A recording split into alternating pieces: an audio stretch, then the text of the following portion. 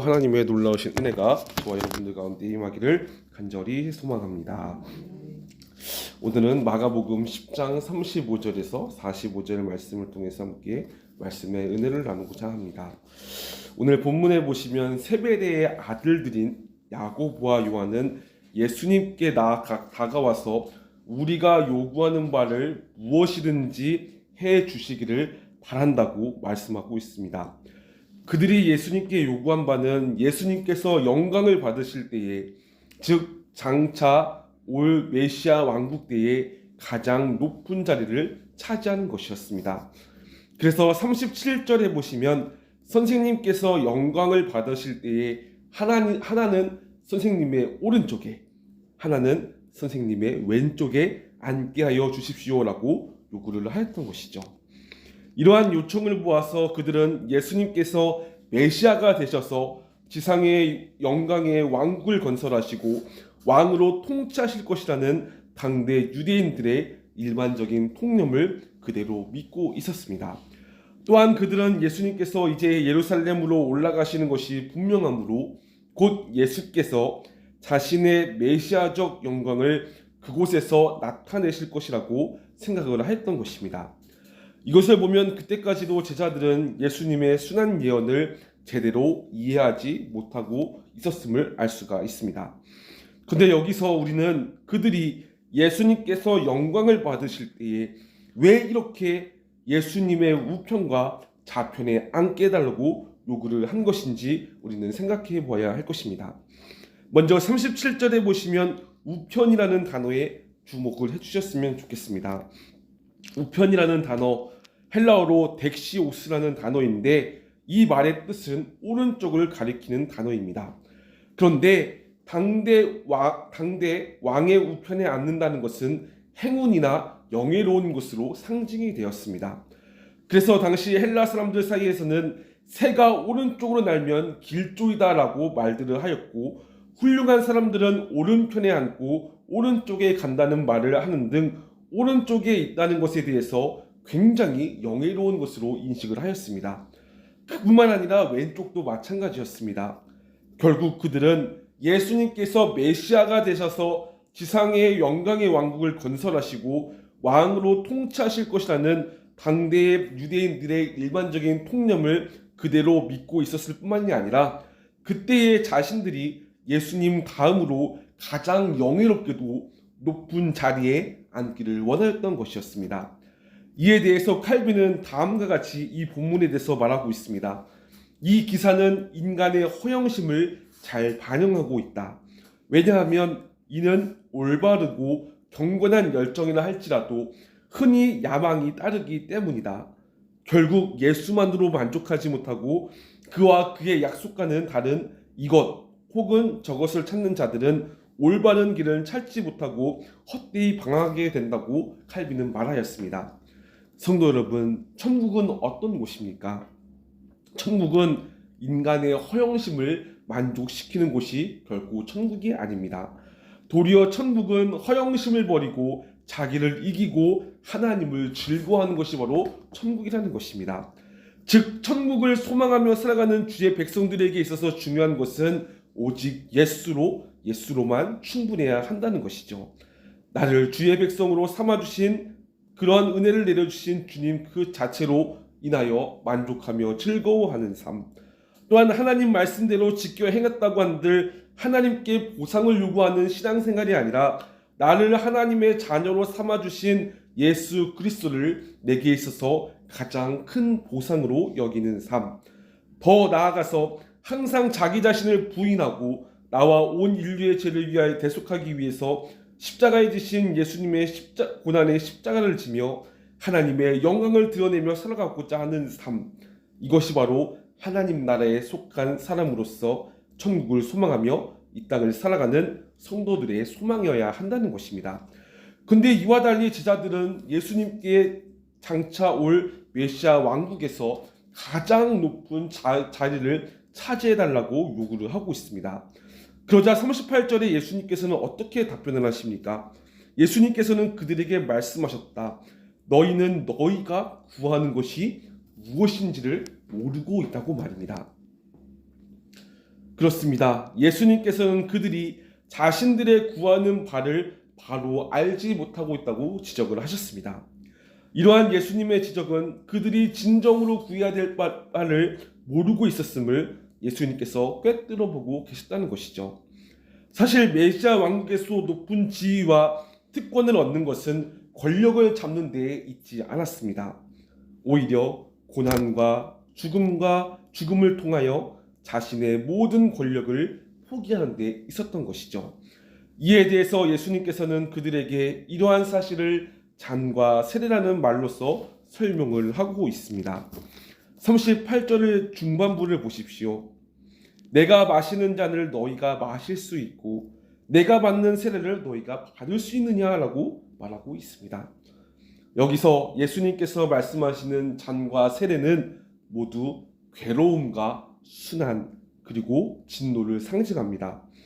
구약에서는 괴로움과 순환, 진노를 상징하는 말로서 잔이라는 말이 되게 많이 사용되었고 세례 역시도 넘치는 괴로움을 상징하는 말로 쓰였기 때문이었던 것이죠. 결국 예수님은 야고보와 요한에게 너희가 높은 자리에 앉아야 함이 중요한 것이 아니라 예수님을 따라 괴로움과 고난의 잔을 마시며 자기 자신을 부인한 채 순종함으로써 오직 하나님께 영광 돌리는 삶을 살아가라고 말씀을 하신 것입니다. 그러자 39절에 야고보와 요한은 뭐라고 말씀합니까? 할 수 있습니다 라고 답을 하고 있습니다.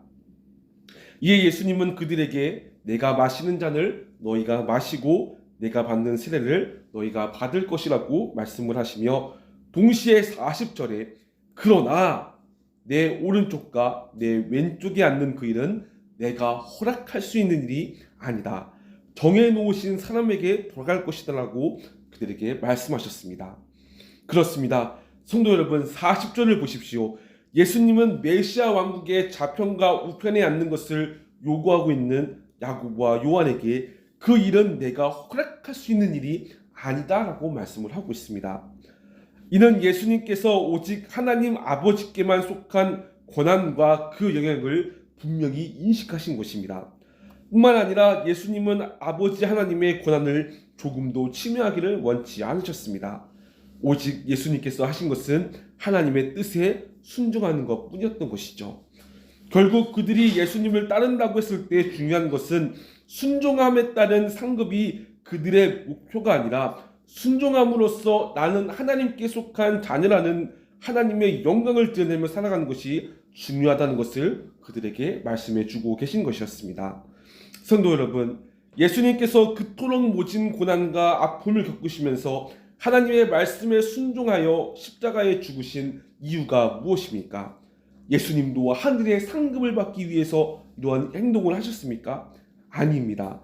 예수님은 하나님께서 자신에게 맡겨주신 사명대로 묵묵히 하나님의 영광을 위하여 순종의 길을 가셨고 인류의 죄를 구원하시려고 십자가에 못 박혀 죽으셨습니다. 이로 말미암아 하나님은 길이요 진리요 생명이신 예수님이 참마 하나님의 아들임을 밝히 드러내 주셨던 것이죠. 마찬가지입니다. 우리 또한 이 땅에서의 삶이 천국의 상급이 우리의 목표가 되는 것이 아니라 결과일 뿐이며 우리의 목표는 오직 하나님께 영광 돌리는 데에 있다는 사실을 깨달으며 맡겨진 자리에서 충성되이 하나님 말씀에 순종하며 살아가야 할 것입니다.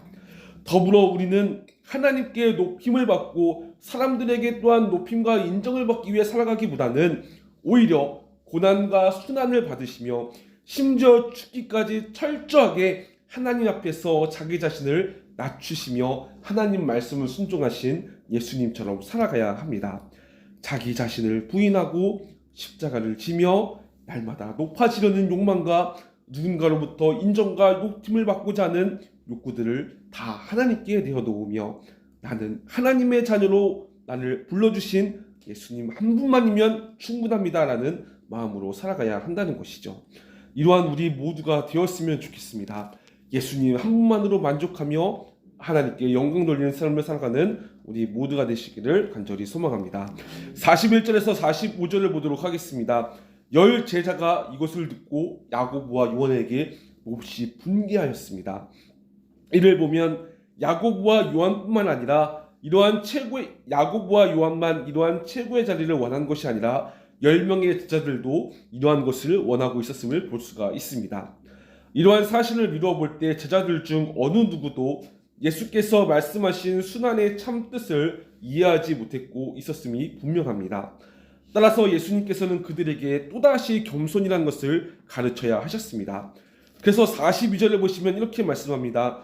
너희가 아는 대로 이방 사람들을 다스린다고 자처하는 사람들은 백성들을 마구 누르고 고관들은 백성들에게 세도를 부린다고 말씀을 합니다. 즉 세상의 집권자들은 온갖 노력을 다 기울여서 최고의 명예와 권력을 얻은 뒤 그것을 악용하여 백성들을 압제한다는 것이죠. 이는 제자들 역시도 그들 안에 있는 악한 본성으로 인해 그렇게 될 수 있다는 것입니다. 그러기에 43절에 예수님은 이렇게 말씀합니다. 그러나 너희끼리는 그렇게 해서는 안 된다. 너희 가운데서 누구든지 위대하게 되고자 하는 사람은 너희를 섬기는 사람이 되어야 한다고 말입니다. 예수님께서는 제자들에게 하나님 나라에서는 세상에서 추구하는 것과 정반대의 행동을 추구해야만 위대하게 된다는 사실을 역설적으로 말씀을 하신 것입니다. 즉 남을 섬기는 겸손한 자세로 사랑을 행해야 하는 자야말로 하나님 나라에서는 가장 존귀한 자라고 말씀을 하신 것이죠. 그리고 그 절정은 어떤 것입니까? 45절에 보시면 그 절정이 예수 그리스도에게서 나타나고 있습니다. 45절을 보시면 이렇게 말씀합니다. 인자는 섬김을 받으러 온 것이 아니라 섬기러 왔으며 많은 사람을 구원하기 위해서 치를 몸값으로 자기 목숨을 내주러 왔다고 말입니다. 그러므로 예수님의 가르침을 따라 우리는 겸손의 삶을 살아가야 합니다. 아무 일에든지 다툼이나 허영으로 하지 말고 오직 겸손한 마음으로 각각 자기보다 남을 낮게 여기는 그러한 삶을 살아가야 한다는 것입니다. 이는 결국 나는 예수님 한 분만으로 충분합니다라는 고백 아래 하나님 앞에서 겸손히 하나님을 섬기며 이웃을 사랑하며 하나님께 영광 돌리는 삶을 살아가야 한다는 것이죠. 정말 이러한 삶이 우리의 삶이 되기를 간절히 소망합니다. 하나님께서 여러분들과 저를 도와서 그런 일들을 감당케 하실 것입니다. 그러한 은혜가 저와 여러분들 모두에게 임하기를 간절히 소망합니다. 기도하며 마치겠습니다.